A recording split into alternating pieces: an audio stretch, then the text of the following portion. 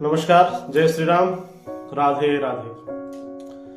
प्रभु धन्वंतर के चरणों में साष्टांग दंडवत करते हुए आज का आयुर्वेद गीता का सत्र प्रारंभ करते हैं। आइए आप लोग जुड़िए। ये इसका प्रारंभ करने का उद्देश्य ये था कि दिन भर की थकान भाग दौड़ आज से हम लोग जब त्रस्त होते हैं, शाम को कम से कम आयुर्वेद के विषय में जानकारी मिल जाएगी और थोड़ा चर्चा परिचय हो जाएगी और अपना गीता में भी एक दो श्लोक की व्याख्या हो जाएगी। अच्छा, आज हम जैसे हमने कल कहा था, आज हम एक ऐसी औषधि की बात करेंगे कि आपको विश्वास नहीं होगा कि क्या ऐसी भी औषधियां हो सकती हैं। ऐसी औषधि जिसका प्रादुर्भाव अमृत से हुआ हो, ऐसी औषधि जो आपके हर एक रोग के लिए परफेक्ट हो। वही एक औषधि लेने पर आपका हर एक रोग दूर हो जाए, किसी भी अंग प्रत्यंग का हो, शरीर का कोई भी रोग हो वो दूर हो जाए। बात उस समय की है जब राम रावण युद्ध चल रहा था। युद्ध के समय हुआ क्या, आप जान ही रहे हैं। रावण का वध हो गया, भगवान राम ने रावण का वध किया। तो उसी समय जो है हमारे वेद ग्रंथों में, हमारे आयुर्वेद ग्रंथों में जो आया है एक श्लोक है, तत्र येवानरा केचित् राक्षस निहतारणे तानिन्द्रो जीवयामास संसिच्यामृतवृष्टिः ततो येषु प्रदेशेषु कपिगात्रात्पचर्युताः पीयूषविन्दवापेतु स्तेभ्यो जाता गुडूचिकाः गुडुचि मधुपर्णिस्यादमृतामृतवल्लरी अच्छिन्ना छिन्नमृहा छिन्नयुद्धवा वस्त्रनीति च। जब राम रावण का युद्ध हुआ तो उसमें हुआ ये कि जब राम ने सबका संहार कर दिया, सभी राक्षसों का संहार कर दिया, तो इंद्र अत्यंत हर्षित हो गए। इंद्र एकदम हर्षित हो गए। भाव क्योंकि सारी दिक्कत इंद्र को होती थी, राजा वो थे। इंद्र हर्षित हो गए, खुश हो गए, प्रसन्न हो गए। तो उन्होंने अमृत वर्षा की। और रामचरित मानस में वर्णन भी आता है कि अमृत वर्षा हुई, बानर तो जिए लेकिन राक्षस के ऊपर नहीं गिरी।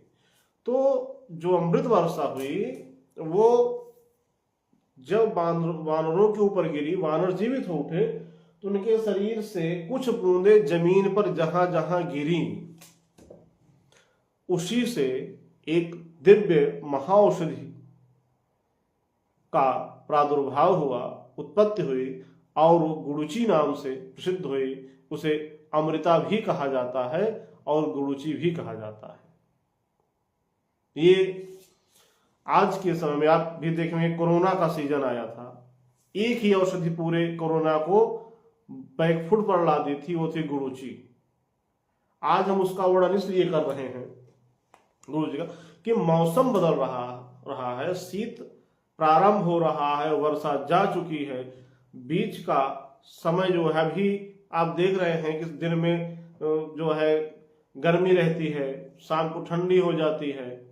इस प्रकार से जो परिवर्तन है, वायरल फीवर है, जिस पर आपके एलोपैथी के डॉक्टर, अन्य डॉक्टर जो है हजारों रुपए लेते। एक हट किसी छींक आ गई, हल्का हुआ, हल्का सा कुछ दिक्कत हुई, एक बार आप हॉस्पिटल में एडमिट हो जाइए, तब देखिए क्या हाल होता है। तो आप इन सब से बचने के लिए, कितना भी वायरल फीवर हो, कुछ भी हो, एक औषधि आपकी गुडुचि जो है, ये इसकी पहचान देखिए, ये है, ये गुडुचि है। इसको हम ये जो है गुडुचि जो है, ये देख रहे हैं, ये गुडुचि, इसको लगभग हर जगह, हर गांव में आसानी से उपलब्ध है। ये आसानी से उपलब्ध है गुडुचि जो है। इसको, इसके कई नाम है। इसके जो है अमृता गुडुचि चा, तीक्ष्णा च सुधा शुधि चक्रांगुली तु कांता च वसादनी सक्रावली। ये गुरुची अमृता, चूंकि एक इतनी भी सूख जाए, सड़ जाए, गल जाए, लेकिन ये जो है खत्म नहीं होती। जैसे बरसात शुरू होगी ये पुनः आ जाएगी, ये गुरुची पुनः आ जाती है, इसीलिए इसको अमृता कहा गया है। इसका एक नाम और है, अमृता कहा गया है। और ये पेड़ों पर आपको मिल जाएगी, लेकिन अमृता त्रिदोषघ्नि पित्त वृक्ष ज्वरापहा, यह तीनों, कोई एक ऐसी औषधि नहीं है जो आपके तीनों दोषों का हनन करे, तीनों दोषों को साम्य बनाए और नुकसान न करे। सिर्फ यही एक गुरुची अमृता गिलोय जो है, जो आपके वात पित्त कफ तीनों दोषों का शमन करती है और उसमें आपको कोई नुकसान नहीं करती। इसलिए नीम से नाइब, ये जो नीम के ऊपर चढ़ती है वही सबसे अच्छी होती है। अच्छी तो सब होती है, लेकिन जो नीम के ऊपर होती है वो ज्यादा अच्छी होती है।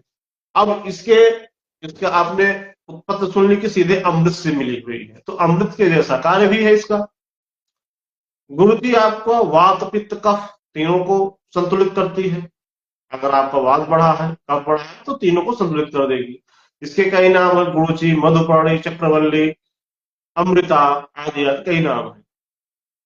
ये आपके पेट में आम दूषित है, पेट में जलन है, दाह है, प्रमेह, प्रमेह 14 प्रकार, 14 प्रमेह चाहे जो ही हो, वात रक्त, जो आजकल लोग ज्यादा परेशान हैं, वात दूषित है, रक्त दूषित है, बुखार के लिए तो रामबाण है ही, बवासीर के लिए भी ये बहुत ही उत्तम औषधि है। जिनको पाइल्स की शिकायत है वो गुरुची का उपयोग करे तो काम करते हैं।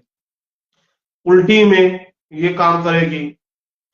और खास बात ये है कि जो है, अब गुरुची को हम कैसे कैसे यूज कर सकते हैं।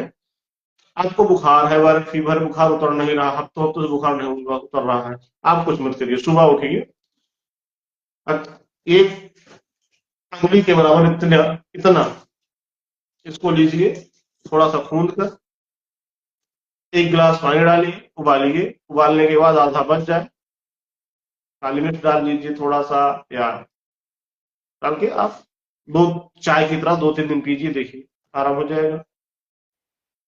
उसके बाद डेंगू है आपको,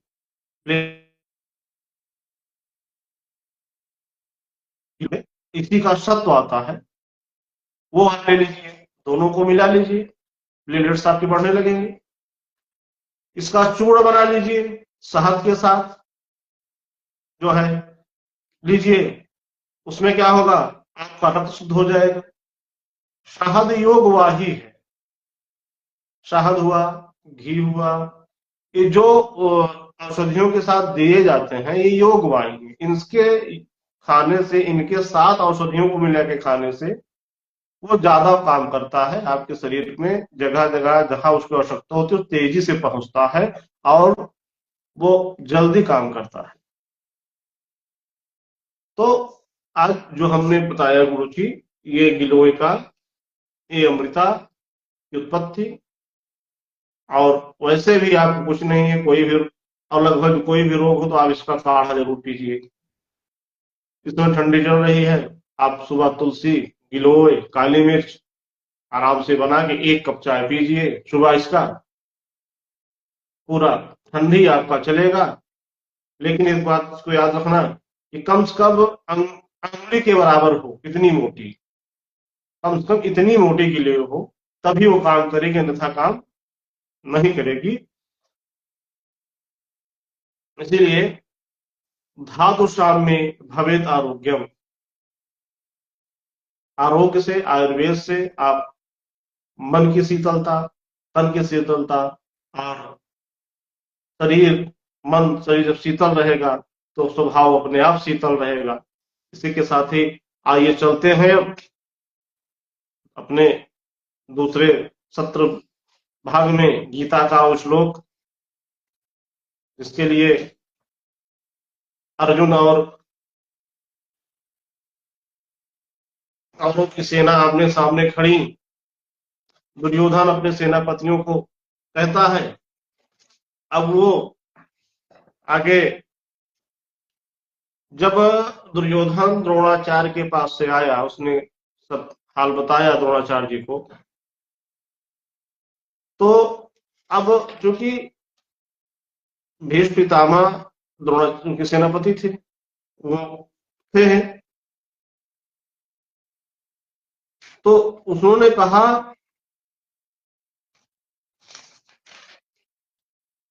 कि तथा शंखाश्रुभेयश्च पौरवानगोमुखाः सहस्राभ्यान्त तत्शब्दस्तु मूलोऽभूत् तथा श्वेतर्युक्ते महादिसन्नने स्थितो माधवा पाण्डवश्चैव दिव्यो शंखुने प्रधातम्।